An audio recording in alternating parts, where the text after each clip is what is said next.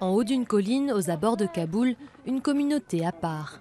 Voici Zanabad, la ville des femmes, où des veuves afghanes se sont installées depuis la fin des années 90. Anissa et ses frères et sœurs sont venus ici avec leur mère il y a 15 ans. Trop pauvres pour louer un logement, ils y ont construit leur maison eux-mêmes.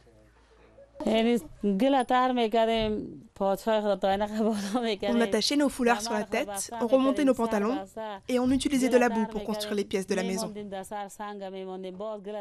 Mais à chaque fois qu'on avait construit un bout, les policiers venaient tout détruire ou nous demandaient un pot de vin. On n'avait pas d'argent à leur donner. Alors on se cachait jusqu'à qu'ils soient partis et on recommençait à travailler.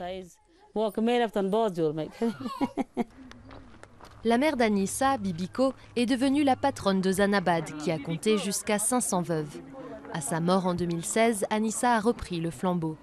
Nauzi Fakiri est l'une des veuves qui habitent encore ici aujourd'hui. J'ai rencontré Bibiko et elle m'a parlé de cet endroit. Je ne suis pas venue tout de suite, mais quand ma situation est devenue vraiment grave, je suis allée la trouver. J'habitais dans une maison que je louais et le propriétaire m'a jetée dehors. Difficile pour ces femmes seules de louer un logement. Les propriétaires les croient sans le sou ou de mauvaise vie. Après 4 décennies de guerre, l'Afghanistan compte plus de 2 millions de veuves selon l'ONU. Le gouvernement les aide à peine, au mieux $150 par an si leur mari est mort au combat. En Afghanistan, ce sont les hommes qui soutiennent financièrement les femmes d'habitude. Donc c'est très difficile pour elles de perdre ce soutien. Et en général, elles ne sont pas éduquées, elles n'ont pas de métier. Alors c'est dur pour elles de subvenir à leurs propres besoins. Et en plus, la plupart du temps, elles ont des enfants, ce qui représente une difficulté supplémentaire.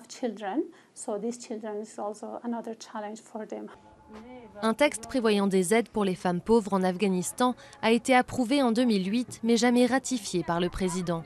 Pourtant, le pays compte chaque jour plus de veuves.